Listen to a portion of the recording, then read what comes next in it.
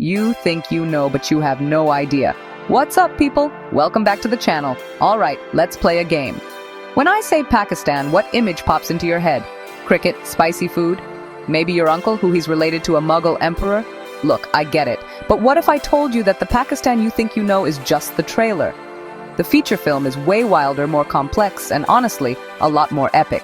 Geopolitical, cultural, historical, natural wonder combo platter. It's got layers, people. Layers. Today, we are peeling back those layers. We're going deep into the data, the dirt roads, the deserts, to uncover 10 facts about Pakistan that will absolutely blow your mind. I'm talking facts that will make you lean back in your chair and go, wait, for real? These aren't your standard textbook tidbits. This is the stuff they don't put in the travel brochures. Deep cut, vinyl-only bonus track kind of knowledge. So, whether you've been to Lahore a dozen times or your only connection to Pakistan is that one friend who always brings biryani to the potluck, get ready. We're about to take a journey that will completely reshape how you see this incredible nation. Buckle up, because your perception of Pakistan is about to get a serious, and I mean serious, software update. Let's get into it. All right, let's start at the top. Literally, it's the Beyoncé of mountains. But what about the Jay-Z? The quiet, brooding, arguably more technically skilled one, meet K2. Standing tall in the Karakoram range on the Pakistan-China border, K2 is the world's second highest peak. But here's the kicker. For mountaineers, it's number one in difficulty. This isn't a tourist trek with a Starbucks at base camp. This is the final boss. They don't call it the Savage Mountain for nothing. For every 4 people who have reached the summit, 1 has died trying. That's a 25% mortality rate. It's like trying to climb a skyscraper during an earthquake in a blizzard. The weather is notoriously unpredictable. The climbing routes are technically insane, and it has never, ever been climbed in winter until, like 5 minutes ago in 2021. So while Everest gets all the headlines and the Instagram posts, the real pros, the ones who crave the ultimate challenge, they look to Pakistan and whisper the name K2. It's the connoisseur's peak. From savage mountains to a man-made forest? Yeah, you heard me. In the middle of Punjab province, there's a place called Changamanga. And no, it's not a new anime series, though it sounds like it should be. It's the world's largest man-made forest. Let that sink in. Someone looked at a massive patch of semi-arid land and said, "You know what this place needs? A forest. Let's just build one." This project started back in 1866 during the British Raj. Why? They needed wood. Specifically, they needed a reliable source of timber to fuel the steam locomotives of the Northwestern Railway. So they engineered an entire ecosystem. They dug canals from the Upper Bari Doab Canal, creating a massive irrigation network just to water the trees. Today, Changamanga covers over 12,000 acres. That's bigger than Beverly Hills. It's a massive carbon sink, a wildlife sanctuary, and a testament to human engineering and, let's be real, colonial-era resourcefulness. It's this weird, beautiful intersection of nature and industry, a forest born from the needs of the Industrial Revolution, still standing today. It's like finding a forest with an instruction manual. Okay, history buffs, lean in. We all learn about Mesopotamia, Egypt, the cradle of civilization, blah blah blah. But we need to talk about the Indus Valley civilization, which flourished in what is now modern-day Pakistan. Mohenjo-daro, Harappa. These weren't just a few mud huts, people. Mohenjo-daro had a population of around 40,000 people. It had grid-based city planning, a sophisticated sewage and drainage system. We're talking indoor plumbing and standardized weights and measures. This was the Silicon Valley of the Bronze Age. They had a system of writing that we still haven't fully deciphered. It's like finding an ancient alien hard drive. The sheer scale and organization of this civilization, born in the plains of Pakistan, challenges everything we think we know about the ancient world. It's one of history's greatest and most mysterious blockbusters. Quick, what's the national sport of Pakistan? If you said cricket, wrong answer. I know, it feels wrong. It's like saying the national food of America isn't the hamburger. Pakistan is a cricket-obsessed nation. Kids play it in every alleyway. Shaheen Afridi's face is on every billboard. It's a religion. But officially, according to the government, the national sport of Pakistan is field hockey. Yeah, the one with the curved sticks shin guards. And look, this isn't just some random trivia. Pakistan used to be an absolute powerhouse in field hockey. a juggernaut. We're talking 4 World Cups, 3 Olympic gold medals. In the 70s and the 80s, the Pakistani team was the Brazil of field hockey. Unstoppable, stylish, legendary. Players like Shahbaz Ahmed were global superstars. So while cricket may have won the hearts and minds of the masses, field hockey holds the official title, a throwback to a golden era of dominance. It's a classic case of the streets versus the spreadsheets. If you've ever flown over Pakistan, you might have seen it. A massive, intricate web of shimmering lines crisscrossing the landscape. It looks like a circuit board designed by a giant. That, my friends, is the Indus Basin irrigation system, one of the largest, most complex irrigation networks on the entire planet. This isn't just a few canals, it's a continental-scale plumbing project. We're talking 3 major storage reservoirs, 19 barrages, and over 60,000 kilometers of canals. That's enough to wrap around the Earth 1.5 times. This system is the literal lifeblood of the country.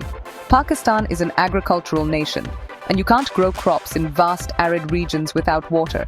This network turns desert into farmland. It supports the livelihoods of millions of farmers and feeds a population of over 220 million people. It's an incredible feat of engineering, a delicate dance between managing one of the world's mightiest rivers and the pressing needs of a nation. It's the unsung hero of Pakistan's economy and survival, working silently in the background 24/7. This is the highest paved international road on Earth. It snakes through the Karakoram mountain range, connecting Pakistan with China. And when I say high, I mean it.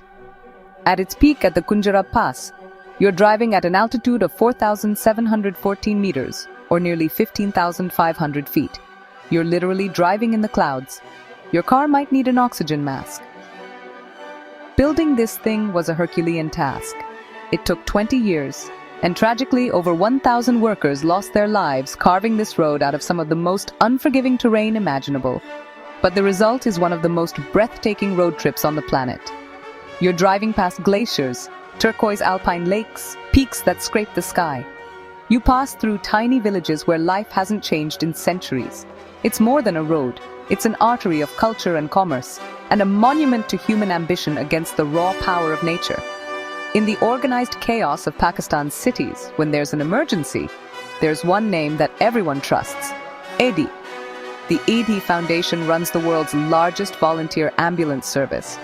Let me say that again, largest in the world, and it's run by volunteers. It was founded by one man, Abdul Sattar EDI, a legendary humanitarian, Pakistan's own Mother Teresa, with a fleet of ambulances. He started with one small van in Karachi and a simple mission: to help anyone in need, no questions asked. Today, the foundation has over 1,800 ambulances across the country. They respond to everything from car accidents to natural disasters. Their 24/7 helpline is a lifeline for millions. The story goes that Eddie's first ambulance was so basic he often paid for the fuel out of his own pocket. From that one man's unwavering dedication, a nationwide network of hope was born. It's a powerful reminder that sometimes the most impactful institutions aren't built by governments, but by the compassion of a single person. You think your country is diverse? Let's talk about Pakistan. It's a linguistic melting pot. Urdu is the national language. English is the official language. They're just the tip of the iceberg. The country is home to over 70 different languages and dialects. 70. It's a reflection of millennia of migration, invasion, and trade. Drive a few hundred kilometers and the language on the street will change. Punjabi, Sindhi, Pashto, Balochi. But then the really unique stuff shows up. Burushaski, a language isolate, spoken in the Hunza Valley, not related to any other language on earth. A linguistic fossil. Waki, an Eastern Iranian tongue in the high mountains. It sounds completely different. This diversity is a living museum of the region's complex, layered history. High in the remote snowy peaks of the Himalayas and Karakorams lives a creature so elusive, so rare, it's known as the ghost of the mountains. We're talking about the snow leopard. And Pakistan is one of the few places on earth where you can find this magnificent, mythical-looking big cat. With their smoky gray fur, piercing eyes, and incredibly long tails, they are perfectly adapted to one of the world's harshest environments. Seeing one in the wild is a once-in-a-lifetime privilege, but it's a privilege that's under threat. There are only a few thousand of these cats left in the wild, and Pakistan is home to one of the most significant populations. Conservation efforts in national parks like Kunjarab and Chitral Gol are crucial for their survival. Local communities, once at odds with the predators, are now working as wildlife guides and protectors. So, while Pakistan's mountains are famous for their height, they also hold a fragile secret, a ghost that conservationists are fighting desperately to keep from disappearing forever. Alright, let's end with a look to the future, a future that pivots around a place called Gwadar. Located on the coast of Balochistan, Gwadar is home to the world's largest deep-sea port. For most of its history, it was just a small fishing village. Split-screen old fishing village versus new construction. But its location is everything. It sits at the mouth of the Strait of Hormuz, the gateway to about 20% of the world's oil. It's like having a front-row seat to the global economy's main artery. Now, as the centerpiece of the China-Pakistan economic corridor, Gwadar is being transformed into a major global trade hub. We're talking billions of dollars in investment, creating a strategic link to China's western regions and to the Arabian Sea, completely bypassing traditional longer sea routes. This port has the potential to redraw the map of global trade and shift geopolitical power in the 21st century. It's a massive, high-stakes bet on the future, and it's all happening right now on the coast of Pakistan. And there you have it, 10 things that prove Pakistan is way more than meets the eye.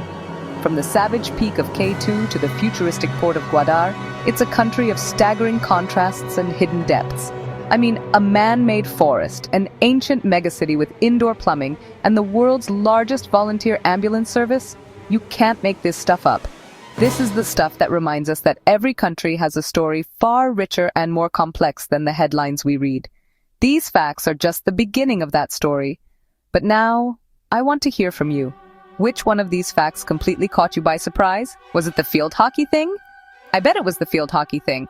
Or maybe you're from Pakistan and you're thinking, dude, you missed the best one. If so, drop it in the comments below. Let's turn the comment section into a part 2 of this video. Let's keep the learning going. What other incredible facts about Pakistan should the world know about? If you enjoyed this deep dive and want to see more content that challenges your worldview and makes you the most interesting person at your next dinner party, do me a favor and smash that subscribe button. Hit the notification bell so you don't miss what's next. Thank you so much for hanging out with me today. Stay curious, stay questioning, and I'll see you in the next video, where we might just be exploring the hidden secrets of the world's most mysterious islands. Peace.